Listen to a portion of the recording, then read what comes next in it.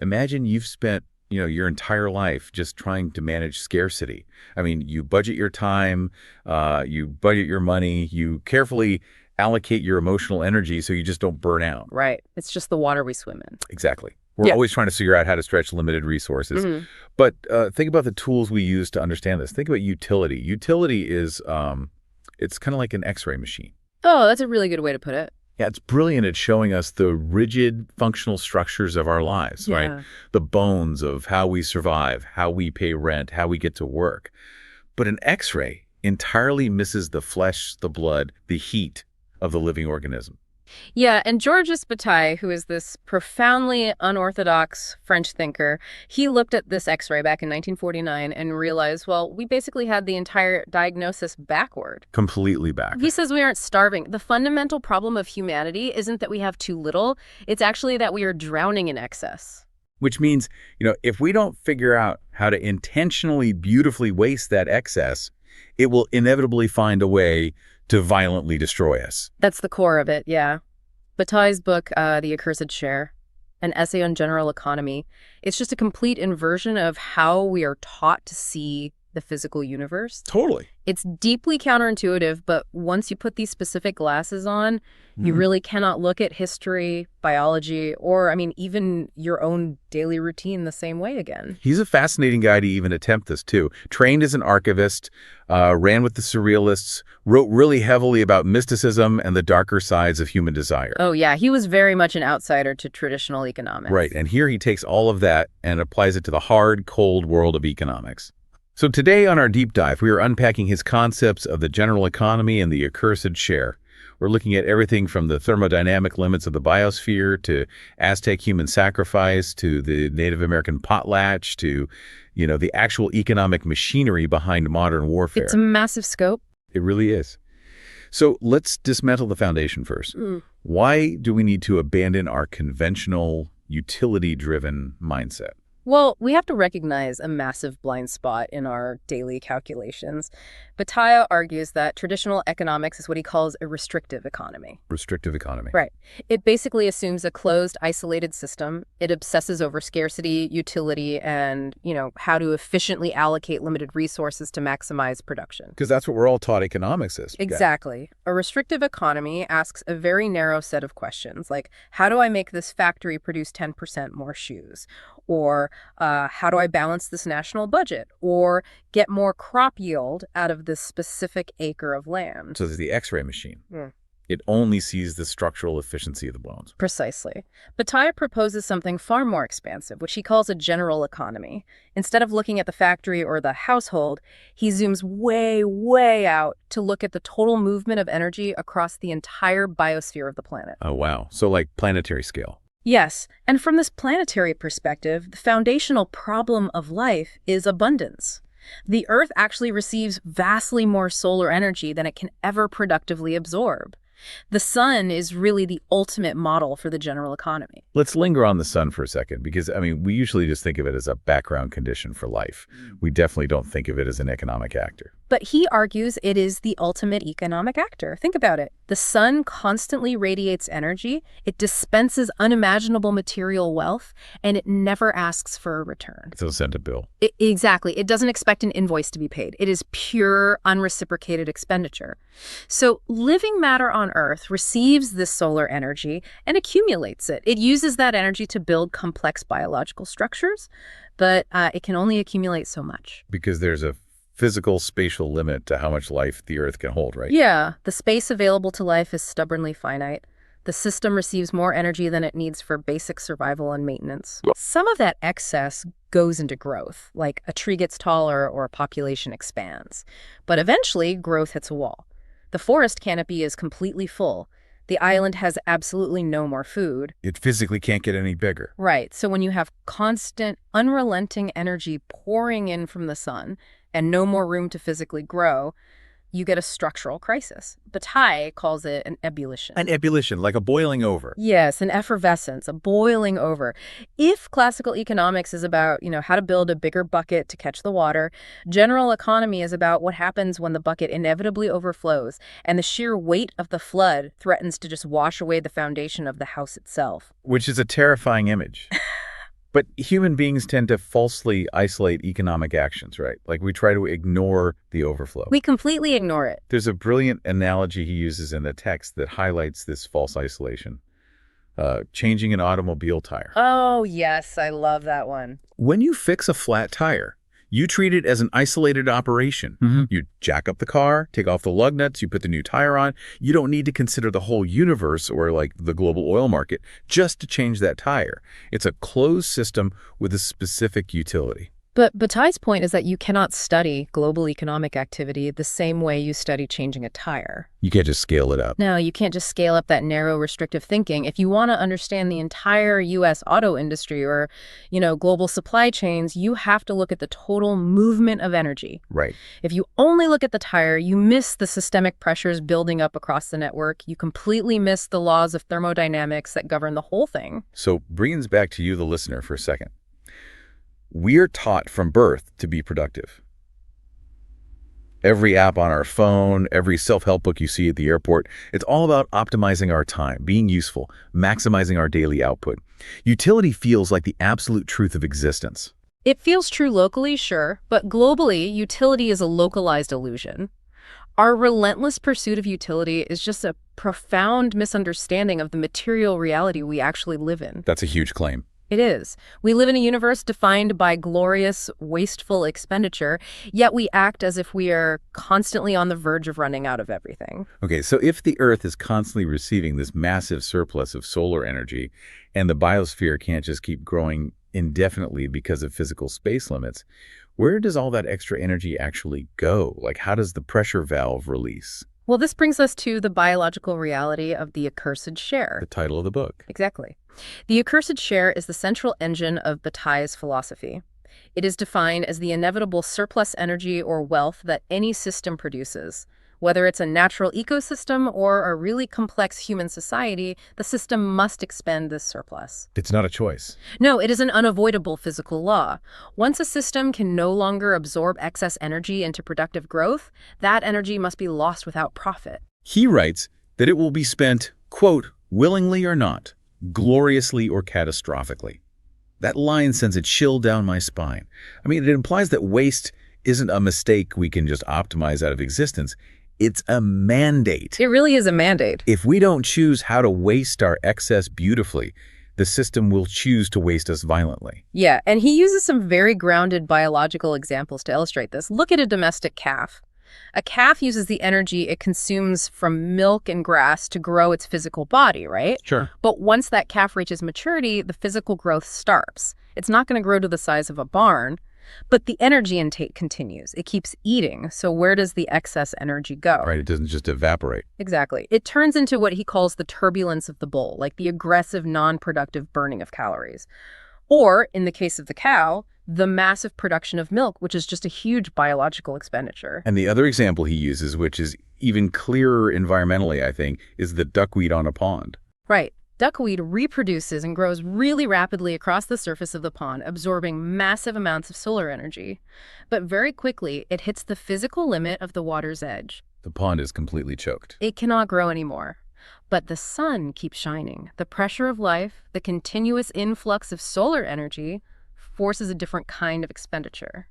If the pond is full and the energy keeps pouring in, how does nature solve a traffic jam when it literally can't build more roads? It creates a crash. In biology, that crash looks like competition, stagnation, and death. Which brings us to what Bataille outlines as the three luxuries of nature. Okay, let's unpack the word luxury here for a second, because when I think of a luxury, I think of, a private jet or a really expensive watch, a nice to have, something beyond necessity. But Bataille's idea of a biological luxury is much darker. It is much darker. The three luxuries of nature are eating specifically, predation, death, and sexual reproduction. Wow, okay. Yeah. We don't normally think of being eaten as a luxury, but in the framework of the general economy, it is the ultimate luxury. Because it's a massive, inefficient squandering of energy. Let's look at it thermodynamically. A plant absorbing sunlight is a fairly efficient, straightforward process of capturing energy. But predation, an animal eating a plant and then another animal hunting and eating that first animal. Right. That is an incredibly inefficient use of calories. From the perspective of the total system, it is a wildly extravagant, burdensome indirectness. The predator is basically a biological vehicle designed to violently destroy the excess energy accumulated by the prey. It's like biological conspicuous consumption. The Hmm? tiger is burning through a massive amount of accumulated solar energy just by chasing down a deer. Exactly. And the second luxury is death. Now, I have to stop here because it feels deeply strange to sit here and casually refer to death as a luxury. I know, it sounds incredibly callous. Yeah, I mean, when we experience the loss of a loved one or face our own mortality, it is the furthest thing from a luxury. It's an agonizing tragedy. It is, and Bataille doesn't deny the subjective horror and the intense grief of death. But he is asking us to look at the objective, mechanical role it plays in the planetary system. Death is the ultimate luxury because it continuously clears space. I see. If simple organisms just kept reproducing and never died, the Earth would be choked instantly, like the duckweed on the pond, but on a global scale. Death allows for the costly, fragile, infinitely complex renewal of life. It makes room. It ensures the system doesn't just freeze in a terminal, suffocating equilibrium. When we curse death, Bataille argues, we are only fearing ourselves. We are lying to ourselves about the movement of luxurious, destructive exuberance that we are inherently a part of. Wow. He has this famous, incredibly poetic affirmation in the text that ties into the third luxury, sexual reproduction. He writes, quote, that the sexual act is in time, but the tiger is in space. Yes, that's a brilliant line. Let's break that down because it's a dense metaphor. But, What does the tiger represent here? well, he's referencing the poet William Blake's tiger. Tiger, burning bright. Right. For Bataille, the tiger represents a point of extreme incandescence. The tiger is a predator that violently consumes life at the very limits of physical possibility. It is a massive, concentrated expenditure of energy operating in physical space. So the tiger is the ultimate spatial luxury. It burns energy across the jungle. Exactly. And sexual reproduction, compared to what he calls scissiparity, operates totally differently. Wait, scissiparity. Let's define that term before we move on so we don't lose the thread here. Oh, sure. Scissiparity is simply asexual reproduction, like a single cell dividing into two identical cells. Oh, okay.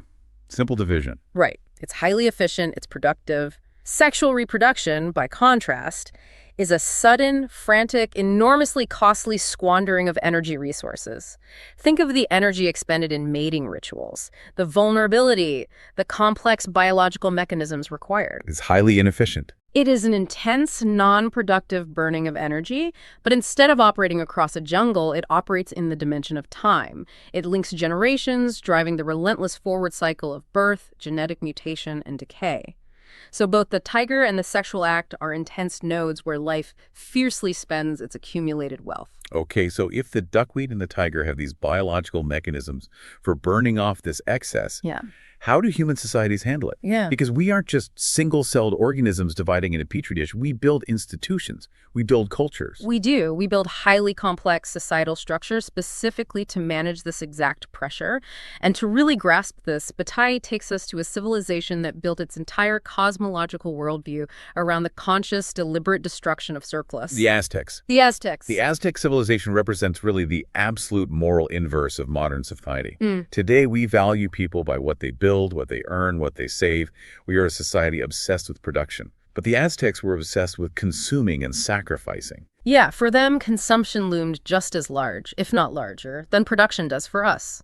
And this profoundly altered their entire geopolitical structure, particularly how they viewed warfare. Oh, so. Well, in a modern, restrictive economy, we think of war as a productive enterprise.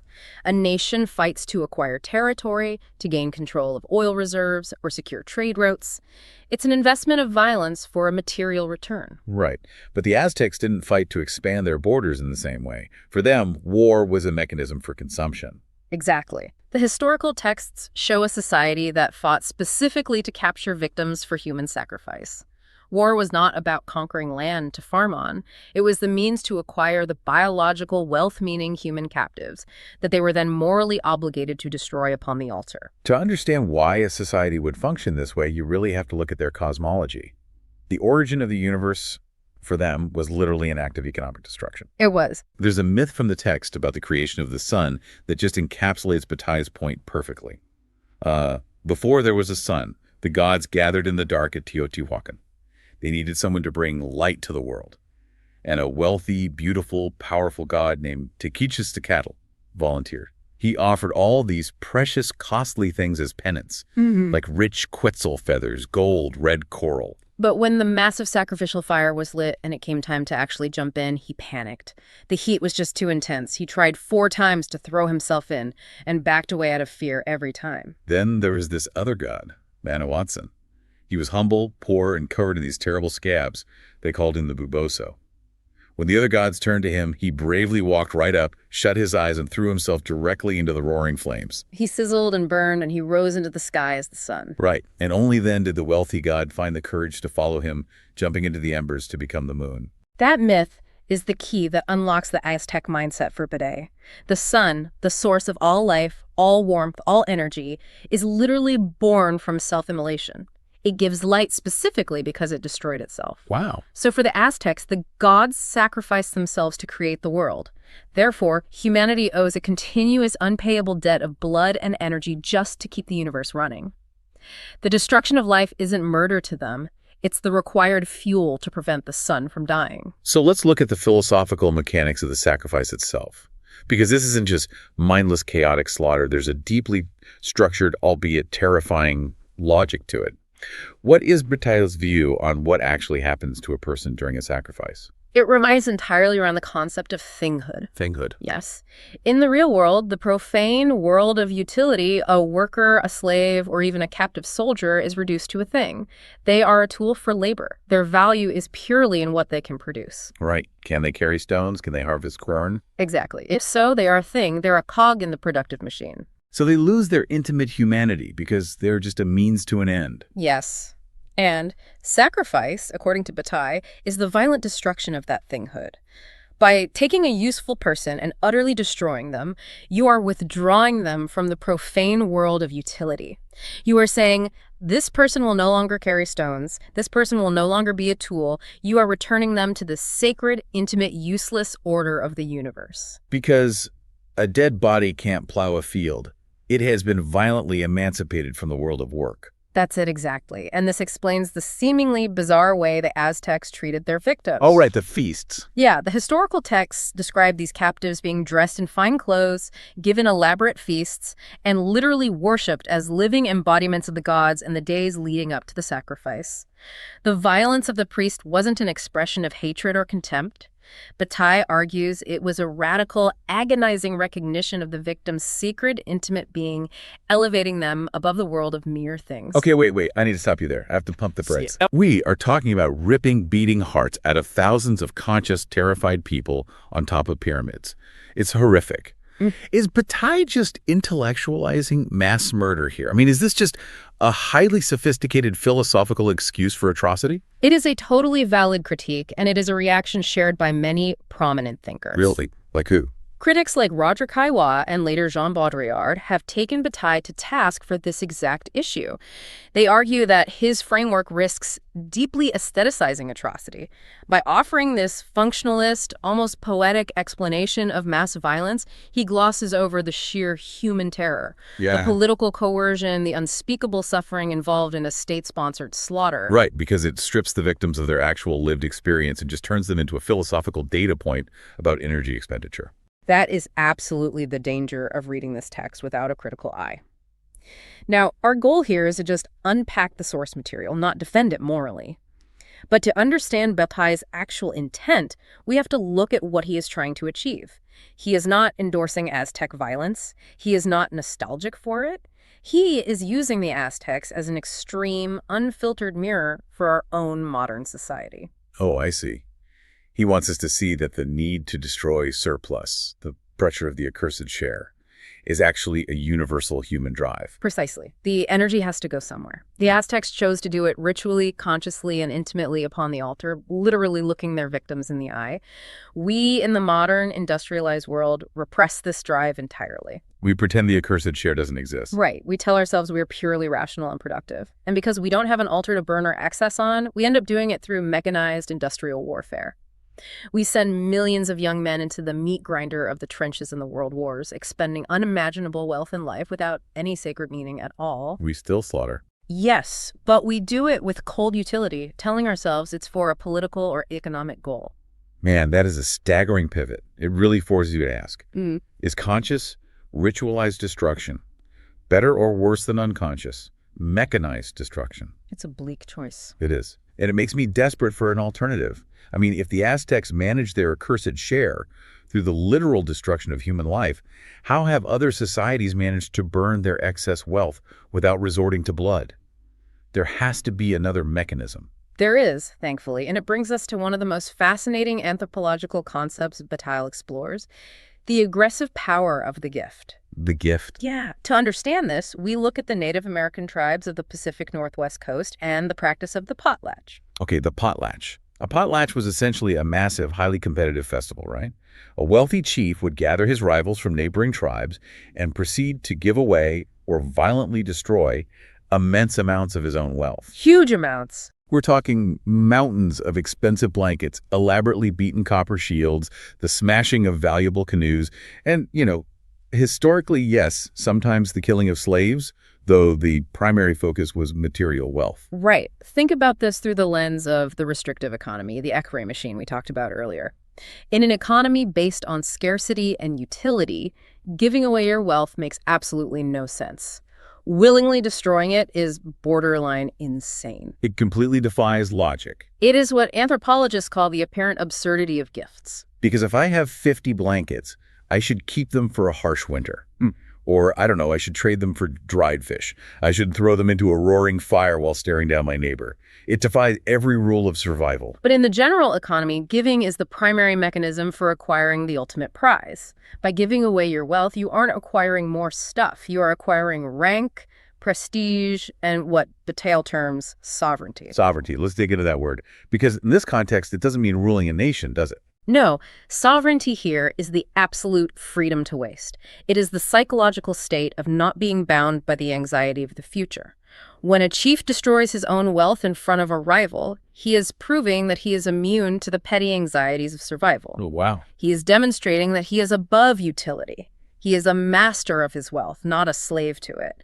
And the crucial dynamic is the obligation it creates. Right, the social pressure. The rival who witnesses this destruction is then socially obligated to throw their own potlatch and destroy even more wealth, or else admit defeat and accept a permanently lower social rank. So you gain immense power precisely from the fact of losing. It's like a high-stakes game of economic chicken. Who can afford to lose the most without flinching? Exactly. The true meaning of luxury for Bataille isn't about owning things. Owning a massive mansion or a fleet of cars is just accumulation.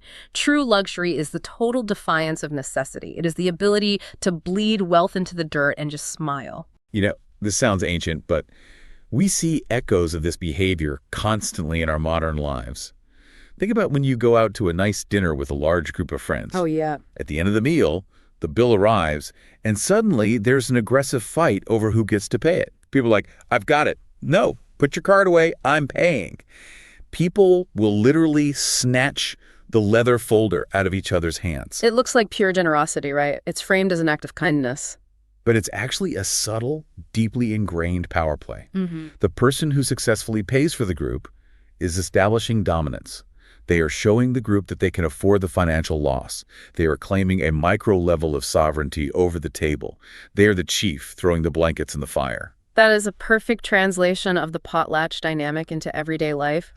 But Bataille makes a really provocative claim about how this plays out at the highest levels of modern society. He argues that the ultra-wealthy today, the billionaires buying super yachts or funding vanity space programs, are just engaging in a counterfeit luxury. Wait. How is a $500 million yacht counterfeit luxury? Because they are still bound by petty calculations. Even when they spend massively, they are protecting their principal investments. They employ armies of accountants to minimize tax loss.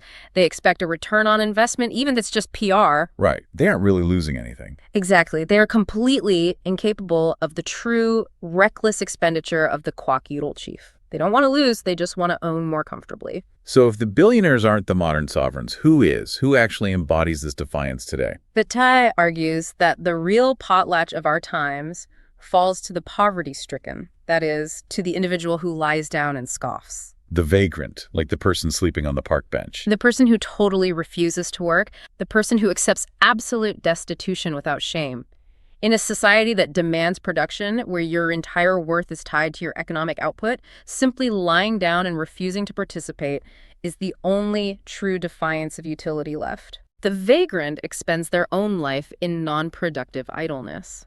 Now, it is a romantic and frankly highly controversial sociological claim, but it highlights how completely the modern middle and upper classes have lost the capacity for true, glorious expenditure. This brings up a massive historical question, though. How did we get here? How did humanity transition from societies that gloried in wasteful festivals, monumental sacrifices, and aggressive gift-giving to a bourgeois society that feels a deep, neurotic guilt about taking a 20-minute lunch break? To answer that, Bataille draws heavily on the sociologist Max Weber, specifically looking at the transition from the medieval Catholic world to the modern bourgeois world birthed by the Protestant Reformation. Let's look at the medieval world first, because they actually had a highly functional system for managing the accursed share, right? He did.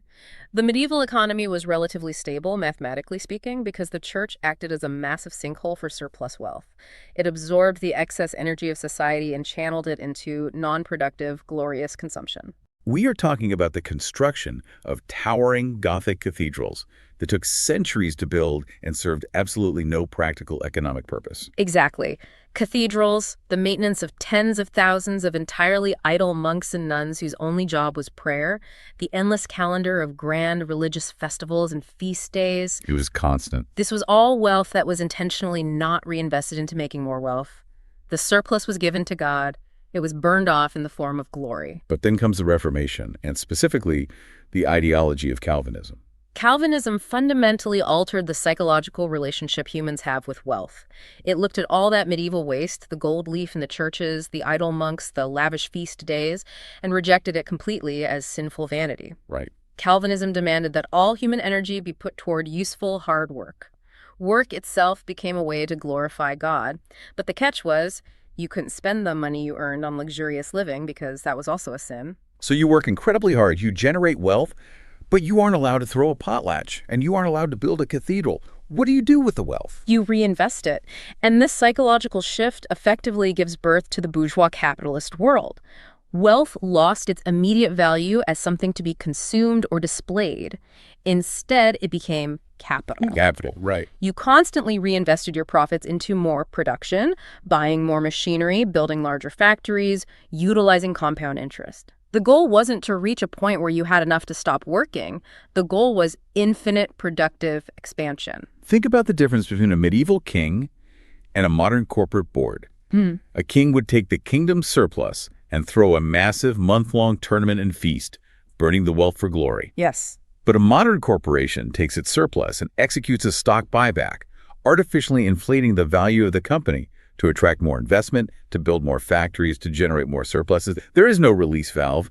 It is just an endless loop of accumulation. And it's really important to note how universally Bataille applies this critique.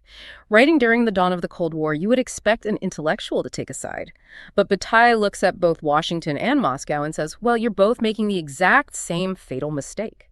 And just to be clear, as hosts, we aren't taking sides here either. We're just imparting what the source material argues. So he critiques Marxist Soviet industrialization just as harshly as Western capitalism. Absolutely. The text argues that both systems are fundamentally restrictive economies. Soviet industrialization, with its massive 5-year plans and forced collectivization, was an extreme, brutal channeling of all societal surplus into the means of production. Right. It demanded immense sacrifice from the population, but it wasn't a sacred sacrifice. It was a sacrifice of present consumption in order to build a larger industrial machine for the future.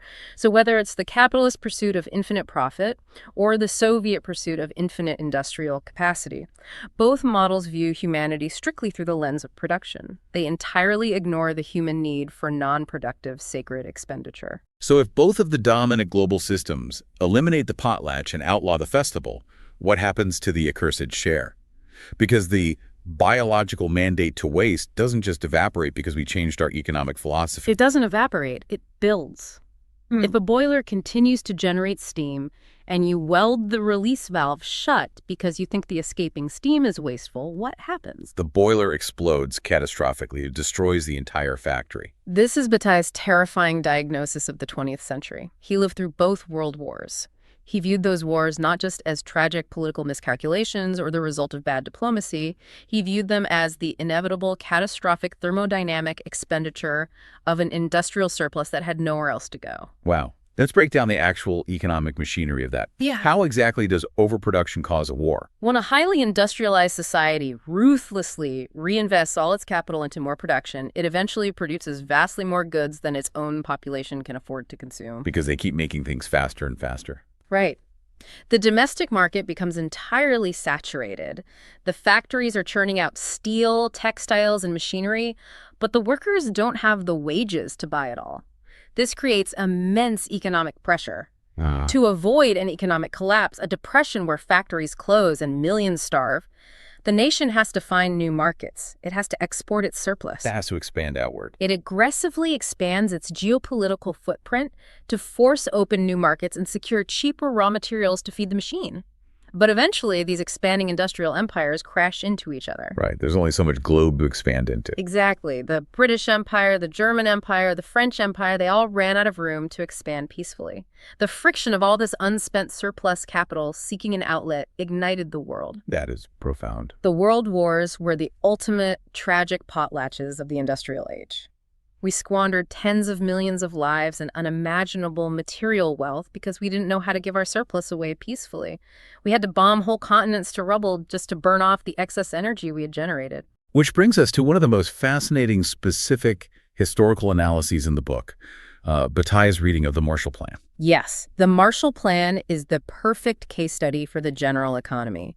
Following the total destruction of World War II, the United States initiated the Marshall Plan, giving billions of dollars in financial aid to rebuild Western Europe. Now, we usually learn about this in history class as a brilliant political strategy to stop the spread of Soviet communism.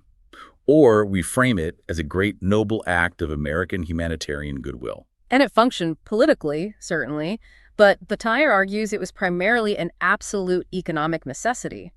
During the war, the U.S. economy had ramped up to an unprecedented level of industrial production. They had generated a massive world historic surplus. Right, building all those tanks and planes. Exactly. When the war ended, what were they going to do with all that productive capacity?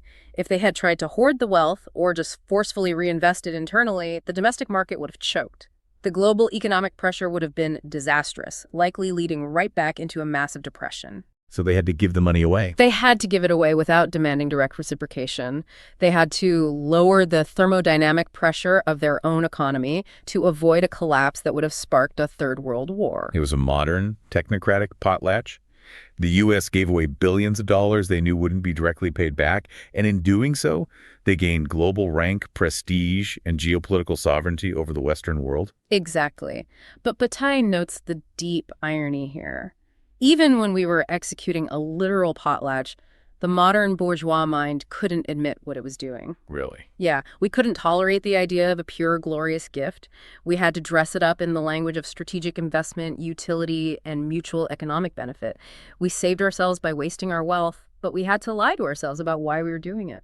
So, if the system inherently produces an accursed share, what does this mean for us today? Are we destined to just keep building up wealth, blindly reinvesting it, until the pressure gets so high that we blow ourselves up in another catastrophic global conflict? Are we trapped in this cycle of overproduction and war? Bataille's solution is what he terms self-consciousness.